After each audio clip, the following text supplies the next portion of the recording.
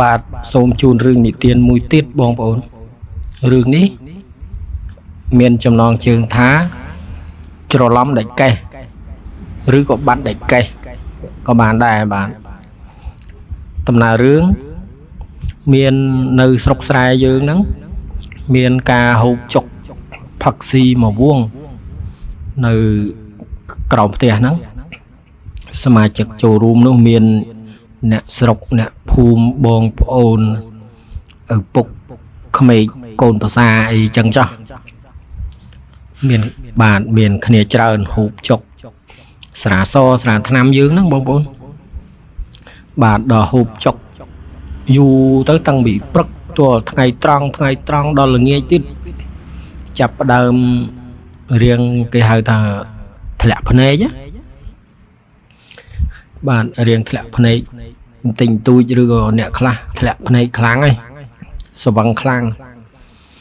អញ្ចឹងបងប្អូនខ្លះក៏លាទៅផ្ទះទៅស្បែងវិញព្រោះដល់វេលាចិត្តយប់ហើយខ្លះទៅដឹកគោដឹកក្របីចូលក្រោលអីចឹងទៅពេលគេទៅអស់នៅសល់គេទៅអស់ព្រុសអស់ពីក្រែចឹងកលេចមើលនៅសល់តែ2នាក់ឪពុកក្មេកនិងកូនប្រសានឹកថាបងប្អូនទៅអស់ហើយនៅផឹកពីអ្នកឪក្មេកហ្នឹងដូចជាមិនសមភ្នែកញៀតក៏ប្រាប់ឪពុកក្មេកថាពុកអើយបានហើយប៉ុណ្ណឹងហើយបែកគ្នាមិនមកថ្ងៃក្រោយចាំនេះទៀតព្រោះឥឡូវសល់តែ2នាក់ពុកក្មេកកូនប្រសាអញ្ចឹងដូចជាមិនសមភ្នែកញៀតបាទឪពុកក្មេកហ្នឹងក៏យល់ព្រមឲ្យកូនហ្នឹងបែកគ្នាដែរព្រោះគាត់ស្វឹងខ្លាំងដែរហើយនោះបាទអញ្ចឹងកូនក្មេងកូនប្រសាគាត់ក៏រៀបចំមើលស្បែកជើងគាត់ពាក់ស្បែកជើងអីត្រឹមត្រូវអស់ហើយគាត់ដើរទៅមុខបន្តិចបាទលាចេញទៅហើយស្រាប់តែលាចេញទៅហើយគាត់រកដេកកេះបាទកលេចមើលដេកកេះបាត់អត់ឃើញក៏សួរទៅពុកក្មេងថាពុកឃើញដេកកេះខ្ញុំទេពុកឪពុកក្មេងឆ្លើយថានេះមិនដឹងទេវ៉ៃពួកនងច្រឡំយកទៅផ្ទះដាក់ក្បៅអីទៅបាត់អីបាទចឹងកូនប្រសាថាគេលោគេច្រឡំដល់អញ្ចឹងទៅស្រាប់ទៅពុកក្មេកហ្នឹងគាត់ជក់បរិយស្រាប់តែជក់បរិយគាត់រកដេកកេះដែរ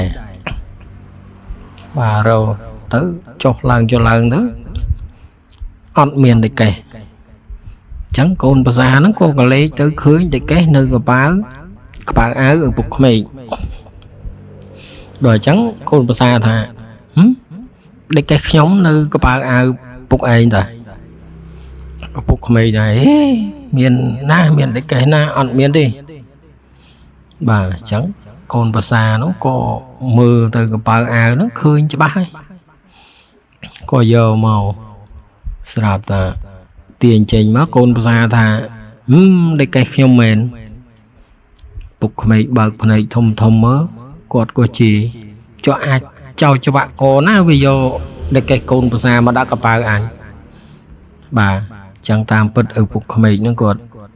យកដេកកេះនឹងដាក់កប៉ាវ